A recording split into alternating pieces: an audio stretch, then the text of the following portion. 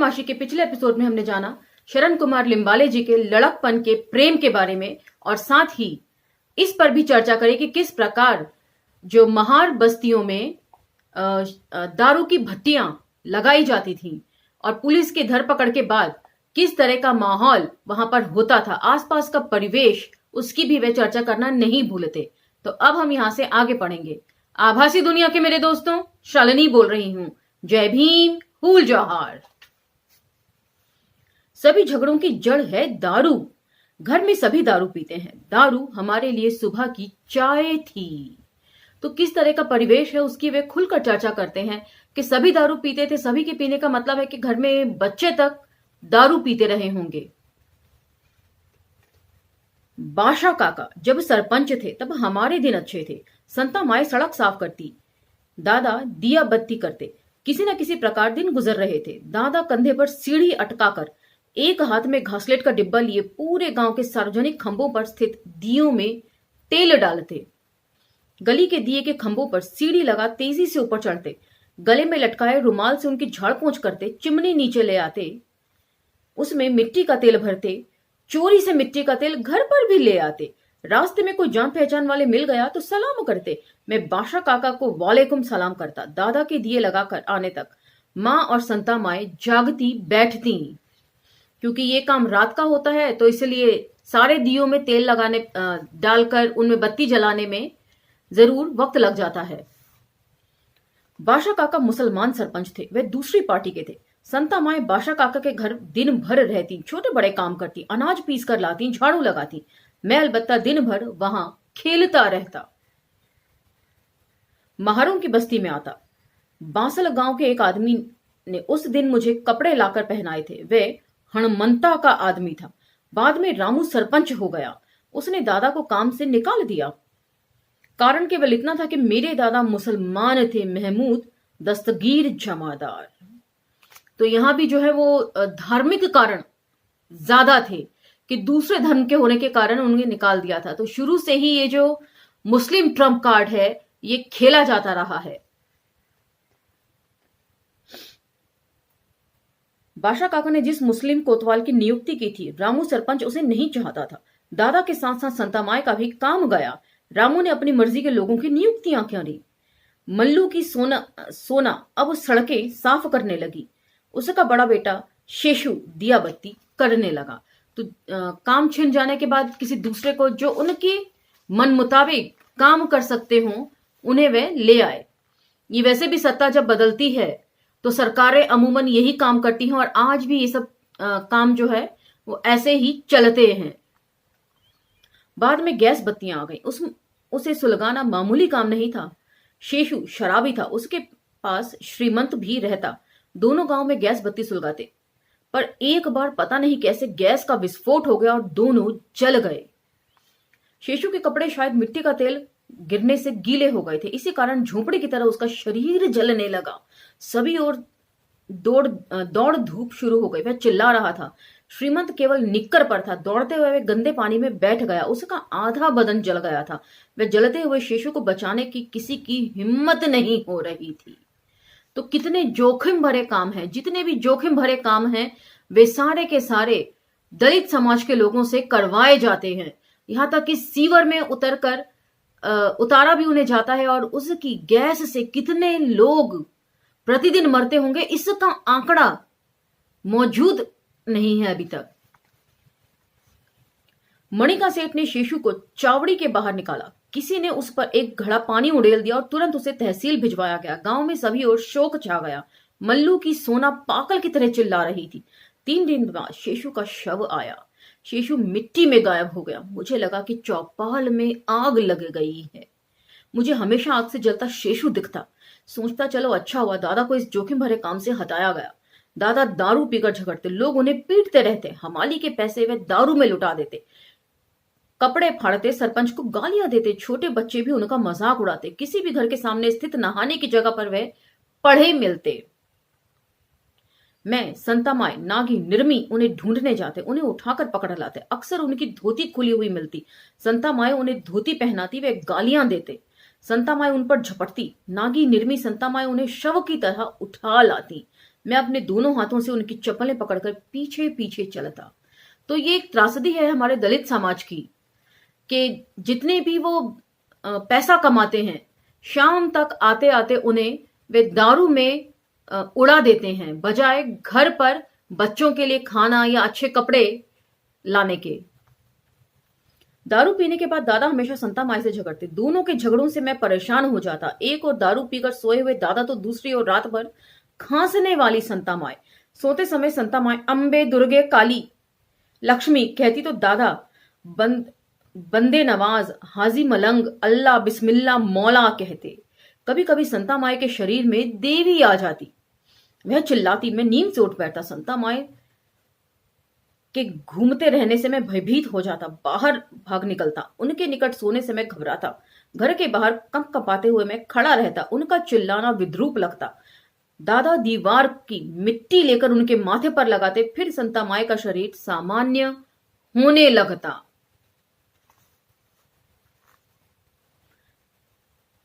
तो इसका पूरा जिक्र है कि उनकी संता माई जो थी वे हिंदू थी, और जो दादा थे जिनके साथ वे आकर रहने लगी थी अपनी बेटी को लेकर, यानी कि शरण कुमार लिम्बाले जी की मां को लेकर, वे मुस्लिम थे। तो उसका बहुत अच्छा जिक्र यहां पर किया है कि हिंदू होने के नाते वो देवियों को पूजती थी, और ये मुस्लिम होने के नाते इनके जो मुंह बोले नाना थे वे अपने मुस्लिम समाज के जितने भी पीर पैगंबर थे उनको पूजते थे। दोनों पीते और झगड़ते। संता माई दादा को पीटती। दादा खाने की थाली उठाकर पटक देते। पूरी झोपड़ी में खाना फैल जाता। इसमें चंपा कुत्ती का पेट भर जाता। दादा संता माई के से इमाम आया था क्या पूछते, और यह सवाल सुनते ही संता माई दादा को गालियां सुनाने लगती। मैं परेशान हो जाता, रोने लगता। अब ये इमाम कौन है और दादा इस तरह क्यों पूछते थे, इसका जिक्र शरण कुमार लिम्बाले जी आगे देते हैं। फिलहाल तो यह घटना बिल्कुल भी स्पष्ट नहीं होती कि उनके दादा इस तरह क्यों कहते हैं। उस दिन मुझे झूले में डालने वाले थे। संता माई एक लौते भाई लक्ष्मण लकड़ियां चीरने जा रहा था। वह लकड़ियां बेचकर जीता था। कुल्हाड़ी पर उसका पेट था। मसामा ने उसे भीतर बुलाया, कहा बच्चे को देख ले। उसने तुरंत कहा, अब नहीं, लकड़ियां ले आता हूं। बच्चे को नहलाने के लिए पानी गर्म करना पड़ता है, उसके लिए लकड़ियां तो लगानी ही हैं। इसलिए बच्चे को ना देखते हुए वह चला गया। शायद मौत उसे बुला रही थी। घर के पीछे स्थित पेड़ पर वह कुल्हाड़ी चलाने लगा। आवाज गूंजने लगी। काफी पुराना पेड़ था, सब उससे डरते थे। वहां से गुजरते समय महसूस होता कि ये अब गिरा तब गिरा। हवा तेज चल रही थी कि उसमें से आवाज निकलती। काला भयंकर पेड़। उस पेड़ पर बैठकर जब घुग्गू पुकारते तो दिल कांप उठता। थोड़ी देर बाद खूब जोर से आवाज आई। मसामा घबरा उठी। जब पेड़ टूटने की स्थिति में आया तभी लक्ष्मण भागने की तैयारी में था, परंतु क्षण दो क्षण का फर्क हुआ। उसका सर पेड़ के तने के नीचे आकर चकनाचूर हो गया। सातू बाप का वंश खत्म हो गया। उसे झूले में डालने के बजाय लक्ष्मण का शव बैलगाड़ी में डालकर पोस्टमार्टम के लिए दवा खाने ले जाना पड़ा। कितना खूबसूरत जिक्र है झूले का और शव गाड़ी का। मैं सफेद पैर का साबित हुआ। मैं जन्म मध्यरात्रि में। मसामा मुझे जांघों पर लिए बैठी थी। मैंने रोना शुरू कर दिया। संता माई और दादा की नींद टूट गई। मेरी आवाज सुनकर दादा जाग गए। उन्हें लगा बिल्लियां आपस में लड़ रही हैं। बड़ी छड़ी लेकर वे भीतर अंधेरे में पहुंचे। उनके पदचापों से मसामा चिल्लाई, मुझे लड़का हुआ है, उसे मारोगे क्या? सातू बाप का वंश खत्म होने के बाद उसके सारे काम संता माई की ओर आ गए। सड़कों को झाड़ना, गांव वालों के लिए अलाव जलाना आदि। जाड़े के दिनों में गांव वाले अलाव के पास बैठते।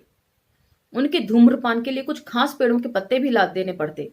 चौपाल बनानी पड़ती। सरकारी कागजात लेकर वह 5 कोस दूर तहसील पहुंचती। उन दिनों दादा गांव के कोतवाल पद पर थे। किसी अंधेरी रात में संता माई नदी पर साड़ी धो रही थी। चांदनी पानी पर तैर रही थी। वहां इमाम आ गया। पता नहीं दोनों क्या बातें कर रहे थे, पर उन दोनों को उस दिन दादा ने देख लिया। बस उसके बाद से दादा जब भी दारू पी कर आते तो संता माई को छेड़ते, चिढ़ाते। आज इतने वर्ष गुजर गए उस घटना को। दोनों के दांत तक गिर चुके हैं, बाल सफेद हो गए हैं, चेहरों पर झुर्रियां पड़ गई हैं। फिर भी दारू पीने के बाद दादा के जख्म गीले हो जाते। आंधी से टूटे वृक्ष की तरह उनकी आंखों से आंसू निकलने लगते। तो ये वह घटना थी कि इमाम आया क्या, अभी थोड़ी देर पहले जो प्रसंग में हमने पढ़ा, तो यहां उसका कनेक्शन है कि उनकी दादी रात के वक्त किसी इमाम नाम के व्यक्ति से बात करते हुए दादा ने उनके देख लिया, जो मुंह बोले दादा थे, उनके नाना थे। भीमशु एक और शराबी, शराब के नशे में उसने घर खेती सब बेच दिया।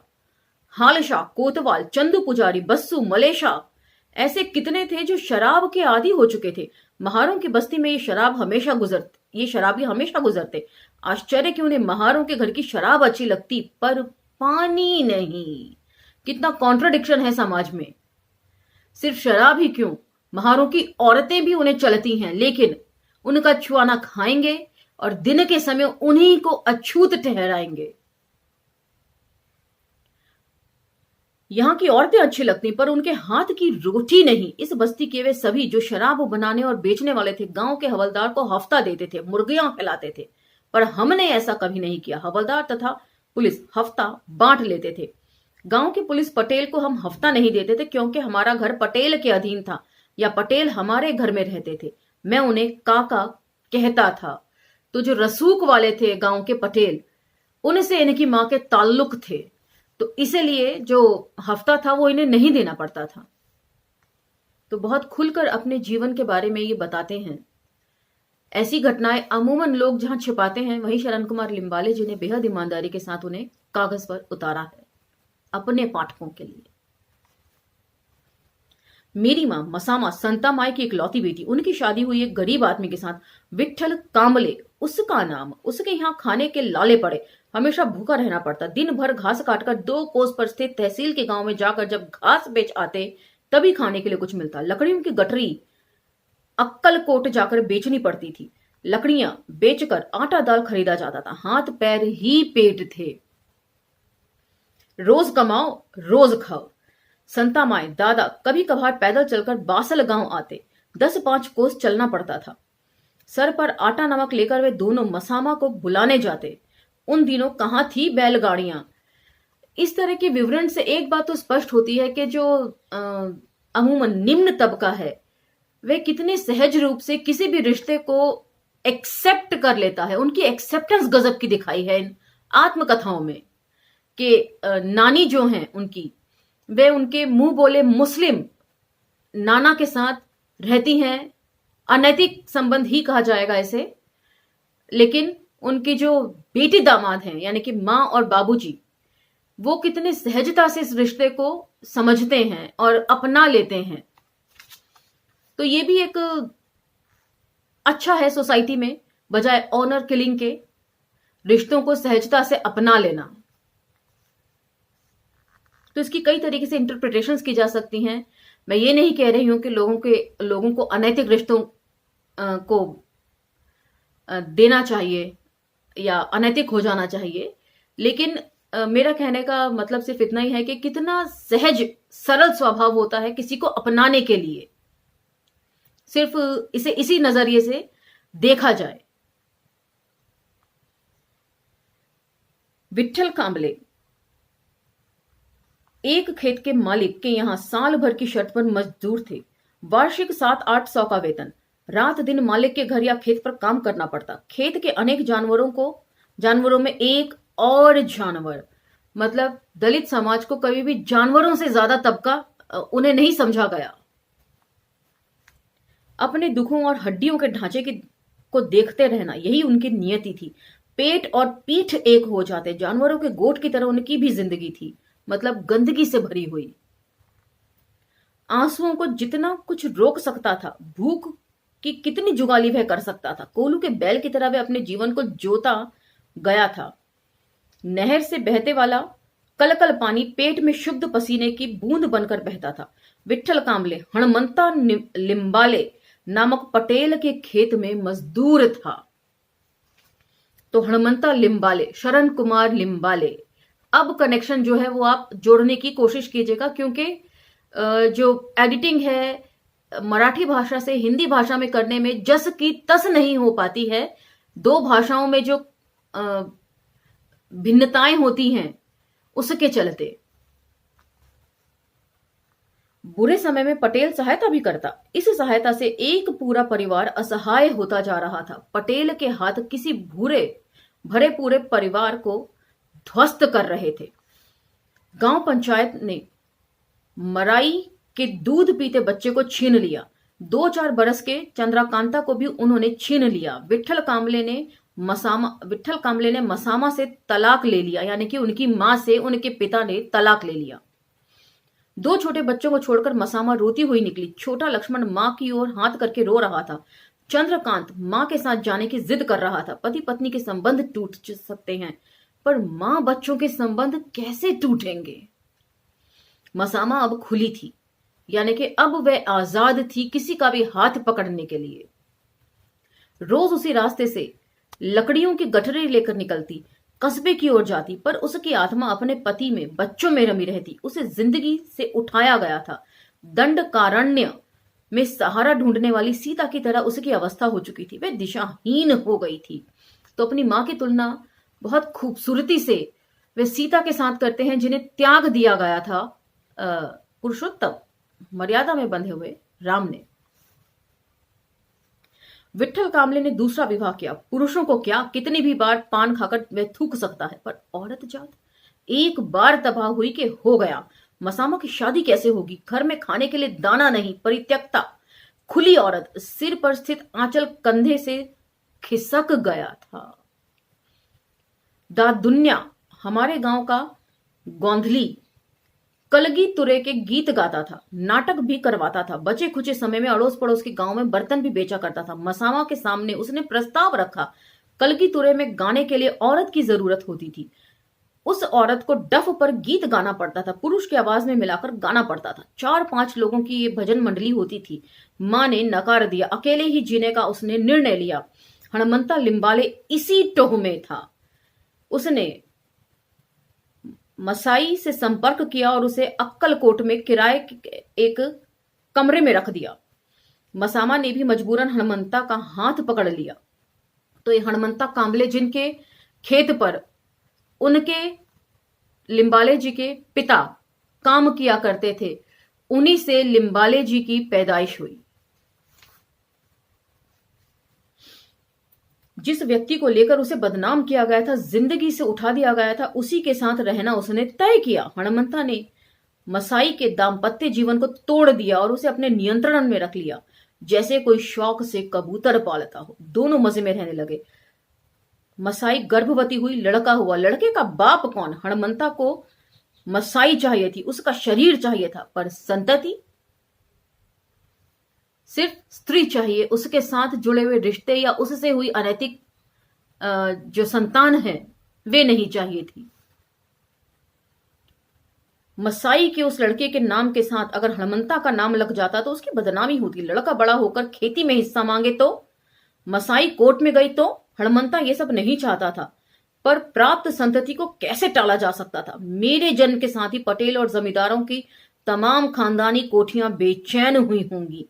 मेरे प्रथम उच्छ्वास से दुनिया की नीति घबरा गई होगी। दुनिया की नीति क्यों घबरा गई होगी? क्योंकि आगे चलकर यही अवैध संतान इतने बड़े लेखक में तब्दील हो गई, जिसने अपनी आप बीती दुनिया के सामने रखी। मेरे क्रंदन से तमाम कुरीतियों की छातियों से दूध निकल आया होगा, कुंतियों की छातियों से। मसामा क्यों तैयार हुई इस बलात्कार को? क्यों पचाया उसने इस अनैतिक संभोग को? 9 महीने 9 दिन भीतर ही भीतर इसलिए विकसित होने दिया उसने ऐसा गर्भ। कितनी नजरों ने छला होगा उसे व्यभिचारिणी कहकर। मेरे जन्म के बाद किसने बांटी होगी मिठाई?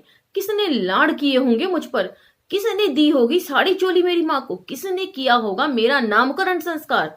मेरा खानदान कौन सा है? मैं किस वंश का दिया? किस अपर अधिकारी पुत्र का मैं पुत्र? एक साथ इतने सारे सवाल सामाजिक व्यवस्था पर शरण कुमार लिम्बाले जी उठाते हैं। बचपन में उनका भी दिल मचलता होगा कि कोई उन्हें गोद में लेके प्यार करे, पुचकारे, लेकिन उनकी मां के अनैतिक संबंधों से वे पैदा हुए, तो इसीलिए वो अवांछित रहे हर रिश्ते के भीतर। घर के निकट गंगू नाम का एक आया रहती थी, वह माँ की सहेली थी। गंगू मुझे पीठ पर बांध लेती, सुई भिलांगा धागों से को बेचती हुई सड़क पर घूमती, मुझे नन्हे का प्रदर्शन करते हुए कपड़े मांगती, अन्न मांगती। औरतें मेरे कारण और मेरे लिए फटे पुराने कपड़े देती, तेल देती। मसामा गंगू को डांटती, मेरे कारण गंगू को काफी कुछ मिल जाता। मतलब उनको उठाकर भीख मांगने के लिए उनकी माँ की सहेली निकल जाया करती। गंगू उदास हो जाती, कहती बच्चे के लिए ही तो कुछ ना कुछ डालते हैं लोग, मैं तेरे बच्चे को मारती थोड़े ही हूं। दोनों झगड़ती। मसामा बाहर जाती कि गंगू धीरे से मुझे उठा लेती और भीख मांगने निकल जाती।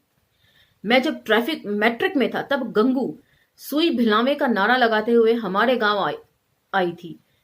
घर पर भी आई। मसामा ने उसके लिए चाय बनाई। गंगू ने बड़े प्यार से मुझे पास बिठाया, मुझे चूमा, पीठ पर हाथ फेरती रही, मुझसे पूछा अक्कल कोट चलोगे, और ये भी कहने लगी कि बाप के खिलाफ कोर्ट में जाऊं। वास्तव में इस गंगूबाई का अर्थ था चलता फिरता प्रोविजनल स्टोर। औरतों को सुई, भिलावे, धागे, काली मणियां देती और बदले में बासी रोटियां, पुराने कपड़े लेती। गंगू निकल गई। मैं उदास हो गया। मैं बढ़ रहा था कर्ण की तरह पूरे महाभारत पर।